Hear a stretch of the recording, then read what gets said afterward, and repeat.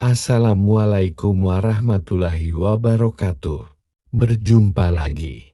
Kali ini saya akan membacakan sebuah kisah horor berjudul Rumah Darmo. Jangan lupa untuk subscribe dan nyalakan lonceng agar dapat terus menyimak kisah horor mencekam terbaru dari kami. Selamat mendengarkan. Mereka menyebutnya Rumah Darmo. Sebuah rumah megah dengan arsitektur Eropa di tengah kota Surabaya yang kini terbengkalai. Banyak yang bilang rumah itu angker. Dulu konon milik keluarga kaya raya yang kekayaannya berasal dari pesugihan. Tapi sejak malam Jumat kelabu puluhan tahun silam, rumah itu tak berpenghuni.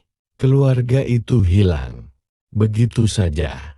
Tidak ada jejak, tidak ada kabar. Hanya rumor tentang tumbal dan perjanjian gelap. Tahun-tahun 2023, seorang urban explorer YouTube bernama Reza bersama 3 temannya Danu, Tika, dan Bayu memutuskan untuk membuat konten eksplorasi malam hari di rumah Darmo. Bro, tempat ini bisa viral. Apalagi kalau kita nemu yang aneh-aneh, kata Bayu sambil menyiapkan kamera night vision. Penduduk sekitar memperingatkan mereka, jangan ke sana malam Jumat, apalagi jam 1 pagi. Itu jam penarikan tumbal.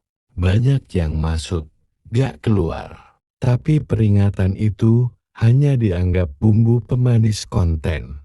Jam 0.45 menit, mereka melompati pagar berkarat dan masuk ke halaman depan. Udara terasa dingin, tidak seperti biasanya di Surabaya. Pintu rumah terbuka sendiri begitu mereka menyentuhnya. Efek angin, bro. Danu mencoba menenangkan diri sendiri. Mereka masuk, lantai retak, debu tebal, dan lukisan besar di ruang tamu menunjukkan potret sebuah keluarga. Pria dan wanita berpakaian serba putih, dan 3 anak kecil. Tapi, matanya dicoret dengan tinta hitam yang masih basah. Tika menatap lukisan itu lama. Tinta ini hangat, bisiknya. Semakin dalam mereka menjelajah, suasana makin tak nyaman. Bayu melihat bayangan seseorang berdiri di tangga lantai 2. Tapi saat dia arahkan kamera, tak ada apa-apa. Tika mendengar suara anak kecil tertawa di belakangnya. Padahal tak ada siapa-siapa. Jam menunjukkan pukul 1.05 menit. Dari ruang bawah tanah, terdengar suara gamelan mengalun pelan. Mereka mengikuti suara itu dan menemukan pintu kayu yang tertutup rapat. Tiba-tiba Danu muntah darah. Perutku panas . Ada yang masuk ke tubuhku, katanya sambil tersungkur. Kamera Bayu merekam semuanya. Tapi ketika dilihat kembali, hanya tampak gelap dan suara perempuan menyanyi lirih. Pintu bawah tanah terbuka sendiri.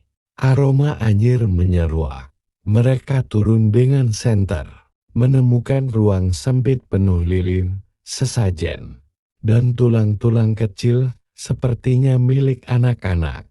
Di dinding ada tulisan, tumbal belum cukup, kembalikan darah muda. Tika mulai menangis. Matanya kosong. Tangannya bergerak sendiri mengguratkan lambang mata ketiga di tanah.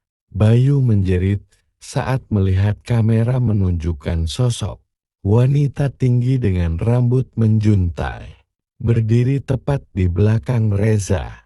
Tapi saat menoleh, Reza tak melihat siapa-siapa. Jam menunjukkan pukul 1.20 menit. Satu persatu lampu senter mati. Gamelan berganti dengan suara jeritan. Tika pingsan. Danu tubuhnya melayang, lalu terlempar ke tembok hingga lehernya patah. Reza dan Bayu mencoba keluar, tapi lorong rumah berubah tak berujung. Mereka terus berlari, sampai menemukan diri mereka kembali di ruang tamu, di depan lukisan keluarga. Kini, ada dua wajah baru tergambar di lukisan itu. Wajah Danu dan Tika. Bayu histeris dan menabrakkan diri ke kaca jendela, hanya untuk menyadari jendela itu kini adalah tembok batu. Pukul 3 dini hari, seorang tukang parkir di depan Jalan Darmo melihat Bayu berjalan terhuyung keluar dari halaman rumah. Tubuhnya kotor, matanya kosong, dan mulutnya komat kamit menyebut, "Anak-anak, itu belum kenyang, masih butuh tumbal." Polisi yang datang keesokan harinya hanya menemukan kamera rusak, bercak darah, dan bekas lilin. Tidak ada tanda-tanda Reza, Danu, atau Tika. Bayu kini dirawat di RSJ Menur. Setiap malam Jumat, dia menulis nama-nama teman satu kamarnya dengan darah.